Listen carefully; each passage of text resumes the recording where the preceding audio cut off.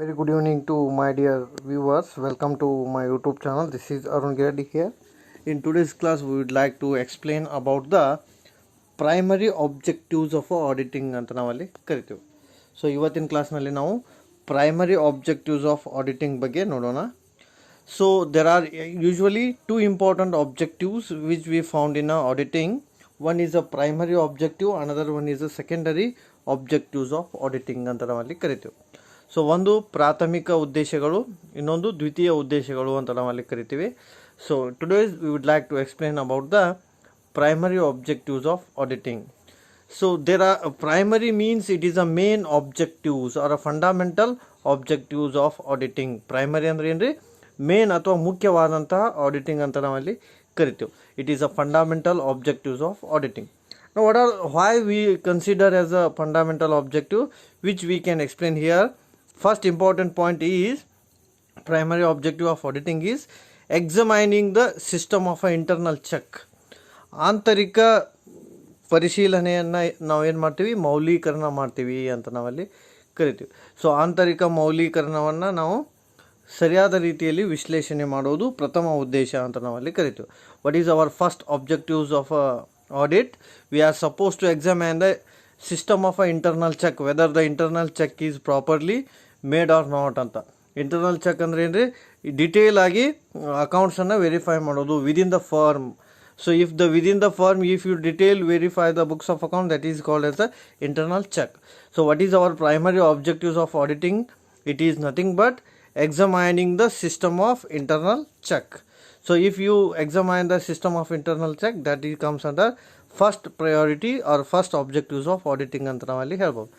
Second important primary objectives of auditing is to check the arithmetical accuracy of books of account and verify the posting, casting and balancing anta navalli kariತೀವಿ. So there are different words is given here.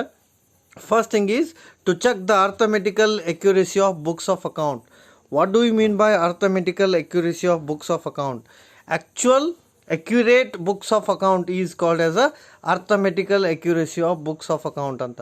ನಿಖರತೆಯನ್ನು ಕಂಡುಹಿಡಿಯೋದು, ಲೆಕ್ಕ ಪುಸ್ತಕಗಳ ನಿಖರತೆಯನ್ನು ಕಂಡುಹಿಡಿಯೋದು ಮತ್ತೊಂದು ಉದ್ದೇಶ ಅಂತ ನಾವಲ್ಲಿ ಹೇಳ್ಬೋದು. What is another objective of auditing? To find out the accuracy of books of account, whether the books of account is showing correct information or not. That is called as a accuracy of books of account ಅಂತ ನಾವಲ್ಲಿ ಕರಿತೀವಿ. So ಲೆಕ್ಕ ಪುಸ್ತಕಗಳು ಸರಿಯಾದಂಥ ಮಾಹಿತಿಯನ್ನು ಕೊಡ್ತಾ ಇದಾವೋ ಇಲ್ಲೋ ಅಂತ ತಿಳ್ಕೊಳ್ಳೋದಕ್ಕೆ ನಾವೇನಂತ ಕರಿತೀವಿ, ಅರ್ಥಮೆಟಿಕಲ್ ಅಕ್ಯುರೇಸಿ ಅಂತ ಕರಿತೀವಿ. So what is our primary objective of audit? To check the arithmetical accuracy of books of account, whether it is correct or not. And second thing is to verify the posting. ಅಂದ್ರೆ ಸರಿಯಾದ ಸ್ಥಳದಲ್ಲಿ ಅದು post ಆಗೈತೋ ಇಲ್ಲೋ ಅಂತ ನಾವು ತಿಳ್ಕೊಬೇಕು. Posting is very important. For example, Ram ಅಕೌಂಟ್ಗೆ ಹಣ ಹೋಗ್ಬೇಕಾಗೈತೆ, ಇನ್ಸ್ಟೆಡ್ ಆಫ್ ರಮ ಅಕೌಂಟ್ಗೆ ಹೋಗಿತ್ತಂದ್ರೆ that is wrong. Okay, so that's we have to understand the proper posting of a account is very much necessary. That is also made by the auditing ಅಂತ ನಾವಲ್ಲಿ ಹೇಳ್ಬೋದು. ಆಮೇಲೆ third one is a balancing. So we can understand that proper balance of a books of account is also another objective ಅಂತ ನಾವಲ್ಲಿ ಹೇಳ್ಬೋದು. Then what is the third important primary objective of auditing is verifying the authenticity and validity of a transaction. Verifying the authenticity and validity of a transaction ಅಂತ. So ಅಂದರೆ ಇದರ ಅರ್ಥ ಏನು ರೀ, ನಿಮ್ಮದು ಟ್ರಾನ್ಸಾಕ್ಷನ್ ಎಷ್ಟು ಕರೆಕ್ಟ್ ಇದೆ ಅಂತ ತಿಳ್ಕೊಳ್ಳೋದು ಬಹಳ ಇಂಪಾರ್ಟೆಂಟ್. ಅಥೆಂಟಿಸಿಟಿ ಅಂದರೆ ಅಕ್ಯುರೇಸಿ, ನಿಖರತೆ ಅಂತ ಕರಿತೀವಿ. And the validity of a transaction, ನಾವು how much the transaction takes place and what time the transaction takes place, that all comes under the validity of a transaction ಅಂತ ನಾವಲ್ಲಿ ಹೇಳ್ತೀವಿ. So what is our primary objective? To verify the authenticity, proper priority, whether the auditing is there or not. So again we can understand that we are going to check the validity of a transaction, whether the transaction is accurate or not. That is our another aim anta navalli helbo. Then what is the fourth important objective of auditing? To check the proper distinction between capital and revenue nature of transaction. In simple word, to check the difference between revenue transaction and capital transaction ಅಂತ ನಾವಲ್ಲಿ ಹೇಳ್ತೀವಿ. So revenue transaction ಮತ್ತು capital ಟ್ರಾನ್ಸಾಕ್ಷನನ್ನು ತಿಳ್ಕೊಳ್ಳೋ ಸಲುವಾಗಿ ನಾವೇನು ಮಾಡ್ತೀವಿ, auditing ಮಾಡ್ತೀವಿ.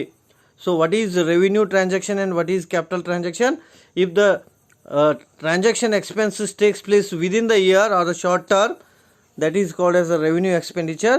If the transaction takes place more than 1 year or a long term, that is called as a capital expenditure. So simply we can give an example. A repair of a machinery is called as a revenue expenditure. Purchase of a machinery is called as a capital expenditure. So simply auditing is made to find out these differences, that is called as a revenue and a capital expenditure. So audit ಮಾಡೋ ಉದ್ದೇಶ ಏನು ಅಂದ್ರೆ revenue ಮತ್ತು capital expenditure ಅನ್ನು ತಿಳ್ಕೊಳ್ಳೋ ಸಲುವಾಗಿ. Another important objective is to confirm the existence and value of assets and liability. So we are going to understand that how much assets are there and how much liabilities are there and what is its actual value, so that we can understand that auditing is made for that purpose only ಅಂತ ನಾವಲ್ಲಿ ಹೇಳ್ಬೋದು. ಹಾಗಾಗಿ audit primary objective ಏನಪ್ಪ ಅಂದ್ರೆ ಆಡಿಟ್ದು confirm ಮಾಡೋದು. ಏನನ್ನ confirm ಮಾಡೋದ್ರೆ what is the actual assets and what is the actual liability, so that the auditor can come in to conclusion ಅಂತ ನಾವಲ್ಲಿ ಹೇಳ್ಬೋದು. ಸೊ ಇದು ಒಂದು ಬುಕ್ನಲ್ಲಿ. ಅನದರ್ ಬುಕ್ನಲ್ಲಿ ಏನು ಹೇಳ್ಬೋದು ಅಂದ್ರೆ ನೋಡ್ರಿ, ಇಲ್ಲಿ examine the system of internal check already ಮುಗಿದಿದೆ. Check the arithmetical accuracy of books of account, it is also completed. Verifying the authenticity and validity of transaction, it is also completed. Check the proper distinction between revenue and capital expenditure, idu kuda mugdide. Confirm the existence and value of assets and liability, idu kuda mugdide. Next ನೋಡಿ ಈ point ಬರಿಬೋದು ನೀವು. Verifying whether the statutory requirement is fulfilled or not. Another primary objective is to verification of a statutory requirement, whether fulfilled or not. What do you mean by statutory requirement? ಶಾಸನಬದ್ಧ ಅವಶ್ಯಕತೆ ಮುಗಿದಿದೆಯೋ ಅಥವಾ ಇಲ್ಲೋ ಅಂತ ತಿಳ್ಕೋಬೇಕು. ಶಾಸನಬದ್ಧವಾಗಿ ಏನೇನು transaction ಆಗಬೇಕಾಗಿದೆ, ಆ transaction complete ಆಗಿತ್ತು ಅಥವಾ ಇಲ್ಲೋ ಅಂತ ತಿಳ್ಕೊಳ್ಳೋದು ನಮ್ಮ ಆಬ್ಜೆಕ್ಟಿವ್ ಆಗಿರಬೇಕು ಅಂತ ನಾವಲ್ಲಿ ಹೇಳ್ತೀವಿ. So what is our primary objective? To know the statutory requirement, whether it is fulfilled or not, that we can understand with the help of auditing ಅಂತ ನಾವಲ್ಲಿ ಹೇಳ್ಬೋದು. Another primary objective is to prove the true and fairness of a operating result presented by income statement and financial position represented by balance sheet. In simple word, to find out the true and fair view of a business. I will repeat once again. The primary objective is to find out the true and fair view of a financial statements. What it means, the true and fair view of a financial statement? Accuracy or accurate result should be find out by an auditor ಅಂತ ನಾವಲ್ಲಿ ಕರಿತೀವಿ. So auditor ಏನು ನಿಖರವಾದಂತಹ ಮಾಹಿತಿ ಕಂಡುಹಿಡಿದಾನೆ, ಏನು ಅದರಲ್ಲಿ ಸತ್ಯಾಂಶ ಏನಿದೆ ಅಂತ ತಿಳ್ಕೊಳ್ಳೋದು ನಮ್ದು ಏನಂತ ಹೇಳ್ಬೋದು, ನಾವು ಪ್ರೈಮರಿ ಆಬ್ಜೆಕ್ಟಿವ್ ಅಂತ ನಾವಲ್ಲಿ ಹೇಳ್ಬೋದು. ಸೊ ಇಲ್ಲಿ ಕ್ಲಿಯರ್ ಆಗಿ ಕೊಟ್ಟಾರೆ ನೋಡ್ರಿ. Primary objective of auditing is to prove the true and fairness of a result presented by the profit and loss account and the financial position as well as the balance sheet ಅಂತ. So over all, what is your primary objectives of auditing? In simple word, to find out the accuracy of a balance sheet, to find out the true and fairness of a profit and loss account, to know the arithmetical accuracy, to know the internal check, to know the revenue and capital expenditure. For this purpose, we can say the primary objective takes place ಅಂತ ನಾವಲ್ಲಿ ಹೇಳ್ಬೋದು. So ಪ್ರಾಥಮಿಕ ಉದ್ದೇಶ ಏನು ಅಂದ್ರೆ ನಿಖರತೆಯನ್ನು ಕಂಡುಹಿಡಿಯೋದು, ಆಮೇಲೆ ಅದರ ಸತ್ಯಾಂಶವನ್ನು ಕಂಡುಹಿಡಿಯೋದು, ಸೊ ಆಮೇಲೆ ಆಂತರಿಕ ಪರಿಶೀಲನೆಯನ್ನು ಮಾಡೋದು, ಅದರಲ್ಲಿ ಎಷ್ಟರ ಮಟ್ಟಿಗೆ ನಿಜಾಂಶ ಇದೆ ಅಂತ ತಿಳ್ಕೊಳ್ಳೋದು, ಆಮೇಲೆ ಲೆಕ್ಕ ಪುಸ್ತಕಗಳ ಮಾಹಿತಿ ಸರಿಯಾಗಿವೆ ಇಲ್ಲೋ ಅಂತ ನೋಡ್ಕೊಳ್ಳೋದು, ಆಮೇಲೆ ಕಡಿಮೆ ರೆವಿನ್ಯೂ ಎಕ್ಸ್ಪೆಂಡಿಚರ್, ಕಡಿಮೆ ಆದಾಯ ಮತ್ತು ದೀರ್ಘಾವಧಿ ಕಡಿಮೆ ವೆಚ್ಚ ಮತ್ತು ದೀರ್ಘಾವಧಿ ವೆಚ್ಚದ ನಡುವಿನ ವ್ಯತ್ಯಾಸವನ್ನು ತಿಳ್ಕೊಳ್ಳೋದು, ಆಮೇಲೆ assets and liability find out ಮಾಡೋದು, ಆಮೇಲೆ ಸ್ಟ್ಯಾಚ್ಯುಟರಿ ರಿಕ್ವೈರ್ಮೆಂಟ್ ಶಾಸನಬದ್ಧ ಅರ್ಹತೆಯನ್ನು ತಿಳ್ಕೊಳ್ಳೋದು, ಆಮೇಲೆ true and fairness of a ಬಿಸ್ನೆಸ್ಸನ್ನು ಫೈಂಡ್ ಔಟ್ ಮಾಡೋದು. So these are all consider as a primary objectives of auditing ಅಂತ ನಾವಲ್ಲಿ ಹೇಳ್ಬೋದು.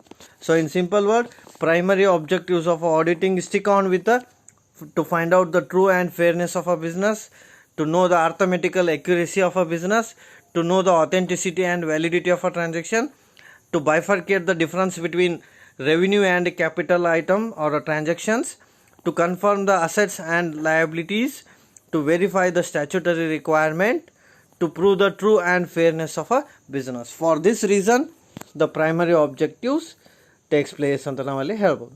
So this is all about the primary objectives of auditing. So tomorrow's class or next class we can discuss about the secondary objectives of auditing ಅಂತ ನಾವಲ್ಲಿ ಹೇಳ್ಬೋದು. Thanks for watching the video.